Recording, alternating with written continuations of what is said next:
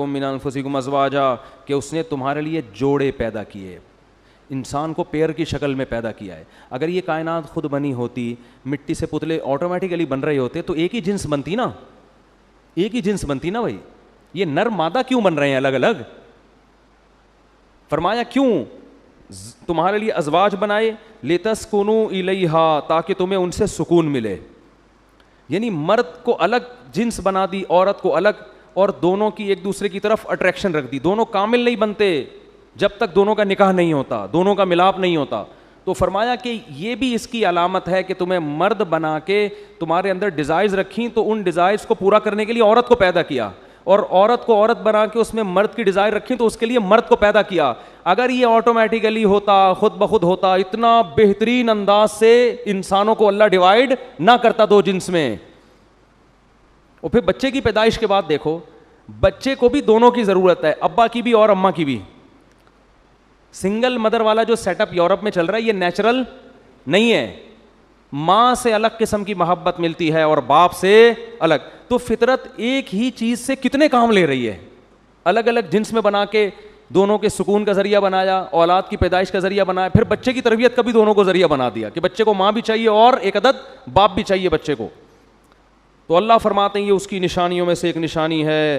فرمایا وجعل بینکم مودۃ ورحمہ, اس نے تمہارے لیے جوڑے پیدا کیے اور تمہارے درمیان رحمت اور بے پناہ محبت رکھ دی اس نے. مودہ کہتے ہیں بے پناہ محبت. کیا مطلب؟ کہ عورت بالکل ایک اجنبی ہوتی ہے جس سے آپ نکاح کرتے ہو, مگر اللہ کہتے ہیں اس اجنبی, تم بھی اس کے لیے اجنبی اور وہ بھی تمہارے لیے اجنبی, لیکن تم دونوں کے درمیان جتنی محبت رکھی اتنی کسی اور میں نہیں رکھی. ایسی محبت ورحمہ, اور صرف محبت نہیں رحمت بھی رکھ دی. رحمت کا کیا مطلب ہے؟ ایک دوسرے پہ رحم بھی آتا ہے دونوں کو.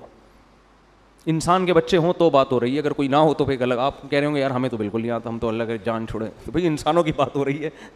بعض لوگوں کو یہ ہوتا ہے کہ یہ کس قسم کی باتیں قرآن کر رہا ہے, یہ تو ہماری فطرت سے بالکل میچ نہیں کرتی ہیں. لیکن انسان ہو نا انسان, تو اسے اپنی زوجہ پہ بھی رحم آتا ہے. اس کی تکلیف میں جتنا کڑتا ہے کسی دوسرے کی تکلیف میں اتنا نہیں کڑتا. کیسے لوگ پھر رہے ہوتے ہیں مارے مارے, بیگم کی طبیعت خراب ہے, دعاؤں کی پرچیاں آ رہی ہوتی ہیں, مفتی صاحب دعا کر دیں, رو رہے ہوتے ہیں آ کے کہ بھائی ٹھیک ہو جائے. یہ ان کی بات جن کے صبح و شام پھڈے ہوتے ہیں, ٹھیک ہے نا, ان کے یہاں یہ ہو رہا ہو. پھر شوہر کیسا ہی مکھنچو ہو, کیسا ہی نالائق ہو, ذرا سی تکلیف ہوتی ہے پریشان ہوتا ہے تو تکلیف کس کو ہوتی ہے؟ اس کی زوجہ کو. ایسا اللہ نے دونوں کے درمیان محبت اور تعلق قائم کیا. اور جتنا آپ گاؤں دیہاتوں میں جائیں گے نا, یہ محبت آپ کو زیادہ ملے گی. الا یہ کہ کوئی بہت ہی جاہل ہو, مار پیٹ کرنے والے, وہ ایک الگ بات ہے. ہمارے ایک دوست نے بتایا کہ ایک بوڑھا پٹھان تھا, بیچارہ رکشا چلاتا تھا ادھر کراچی میں, ہاسپٹل میں نا بوڑھا آدمی, اس کا انتقال ہو گیا. کہتے ہیں یار میں نے اس کی بوڑھی بیوی کو دیکھا, اس کو جب اطلاع ملی ہے اتنا روئی اور اپنے میاں کے جوتے اٹھا کے اپنے سر پہ رکھ لیے اس کی عظمت اور محبت میں. کہتے ہیں میں نے کہا یار یہ گنوار عورت اور یہ گنوار مرد, بیچارہ مزدور آدمی, ان کے درمیان بڑھاپے میں کتنی محبت ہے. دیکھو بڑھاپے میں کتنی محبت, ایسا رو رہی ہے اور اس کی تعظیم میں, یعنی عزت بھی دے رہی ہے شوہر کی میت کو, کہ اس کے چپل اٹھا کے نا جو یہ والی سائڈ نیچے والی ہوتی ہے یہ اپنے سر کے اوپر رکھی ہوئی اس نے, ایسے ایسے اپنے سر پہ اوپر رکھ کے مسل رہی ہے. کہتا ہے مجھے بڑا رشک آیا. دیکھو بالکل بھی پڑھے لکھے نہیں ہیں, بالکل ایک دیہاتی لوگ ہیں, مزدور پیشہ لوگ ہیں, غربت میں وقت گزارا, مگر آپس میں تعلق کتنا قوی ہے. تو یہ ہوتا ہے. لیکن جب دولت آتی ہے نا, ہوس آتی ہے, تو یہ تعلق کیا ہوتا ہے؟ کمزور.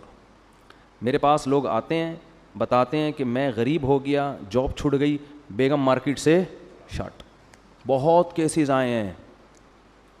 مجھے کہتے ہیں کوئی وظیفہ بتا دیں کہ واپس آ جائے. میں کہتا ہوں یہ وظیفہ پڑھا کرو, اس پر اللہ کی لعنت, اس پر اللہ کی لعنت, اس پر اللہ کی لعنت, کبھی واپس نہیں لے کر آؤں گا. مجھ سے بڑا بے غیرت کوئی نہیں اگر اس کو واپس لے آیا.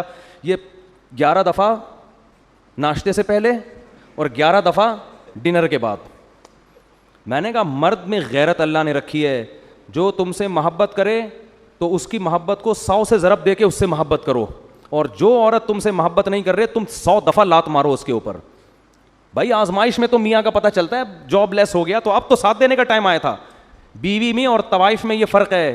طوائفہ کو پیسے کھلاؤ تو خوش رہے گی, پیسے نہیں کھلاؤ تو بھاگ جائے گی. جہاں پیسے زیادہ ملیں گے وہاں بھاگے گی. اس کے ریٹ ہوتے ہیں, بیوی کے ریٹ نہیں ہوتے.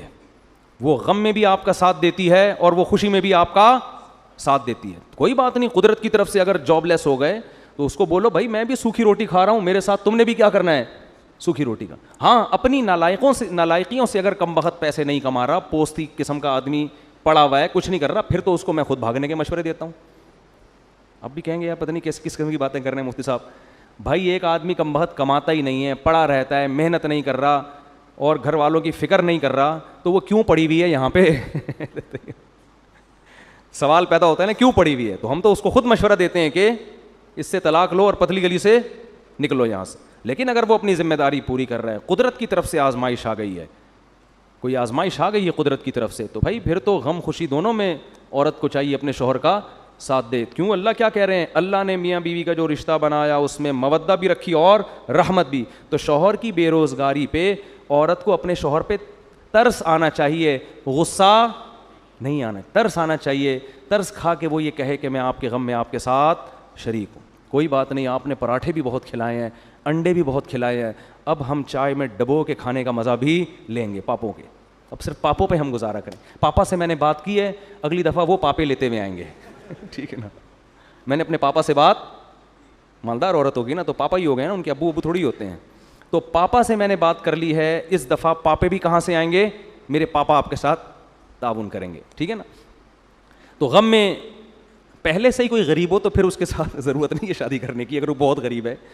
اگر کوئی مالدار عورت ہے نا تو اس کو چاہیے اپنی حیثیت دیکھ کے نکاح کرے. غریبوں میں جانے کی چندہ ضرورت نہیں ہے بلا وجہ. کیوں بھائی, اپنے حساب سے چلو. لیکن اگر تھا مالدار, قسمت نے اس کو غریب بنا دیا, تو کیا کرنا ہے, صبر کرنا ہے, غیرت کا مظاہرہ کرنا ہے. تو اسی طرح اگر آپ کی زوجہ آپ کے ساتھ رہتی ہے, خدا نہ خواستہ کوئی بیماری ہو گئی, اس کو کوئی پرابلم ہو گئی, تو اس بیس پہ اس کو کبھی بھی مت چھوڑو. لوگ یہ کام بھی کرتے ہیں, کوئی فالج ہو گیا, کوئی اور مسئلہ ہو گیا, ابے جان چھڑاؤ اس مصیبت سے. او بھائی یہ تو میاں, اس کو اٹ از ناٹ کالڈ میاں, یہ بوائے فرینڈ ہوتا ہے. بوائے فرینڈ کی جب گرل فرینڈ ہوتی ہے, جس دن گرل فرینڈ کو لقوہ ہو جائے وہ گرل فرینڈ رہے گی؟ کیا ہو گیا بھائی, آپ کی کوئی گرل فرینڈ ہے, اللہ نہ کرے, بڑے مرتے ہو آسمان سے تارے, ایک دن اطلاع آئی کہ میرا تھوڑی سی سیٹنگ کیا ہو گئی ہے, آؤٹ ہو گئی ہے. لقوے میں ایسا ہی ہوتا ہے نا, اللہ بچا کے رکھے, تھوڑی سی سیٹنگ کیا ہوتی ہے, آؤٹ. اب آپ 500 کے بیلنس ڈالنے کے لیے بھی تیار نہیں ہوگی. جو محبت کی بیس تھی وہی ختم ہو گئی, حسن و جمال.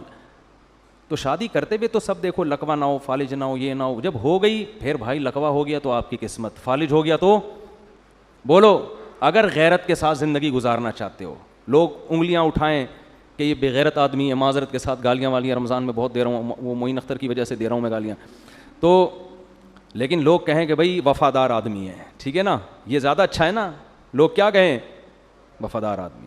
تو اللہ کیا فرماتے ہیں, جعل بینکم مودۃ ورحمہ, اس نے تمہارے درمیان بے پناہ محبت اور رحمت, ایک دوسرے پہ رحم کا جذبہ رکھ دیا. یہ بھی تاکہ کیا ہے کہ یہ سکون اور اطمینان کے ساتھ زندگی گزاریں. تو فرمایا ان فی ذلک لآیات لقوم یتفکرون, جو غور و فکر سے کام لیتے ہیں ان کے لیے اس میں بہت بڑی بڑی نشانی ہے.